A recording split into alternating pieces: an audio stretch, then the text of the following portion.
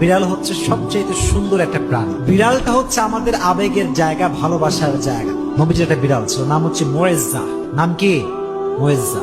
এটা হাদিসে এসেছে, অবাক করা হাদিস। দেখেন, নবীজি একবার ঘরে প্রবেশ করলেন, নবীজির জামা রাখা আছে।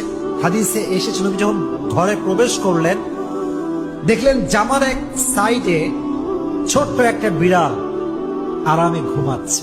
সুবহানাল্লাহ, ঘুমিয়ে আছে। নবী যখন আসলেন, তিনি চাইলে ডাকতে পারতেন যে বিড়াল ওঠো, আমার নামাজের সময় হয়ে গেছে, আমার জামা আমাকে দাও।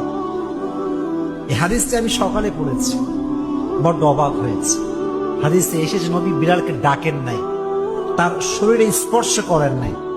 নবীর জামার যে অংশে বিড়ালটা শুয়েছিল, নবী যে ওই অংশটুকু কেটে ফেলেছেন, তবুও বিড়ালকে ডিস্টার্ব করে নাই। সুবহানাল্লাহ।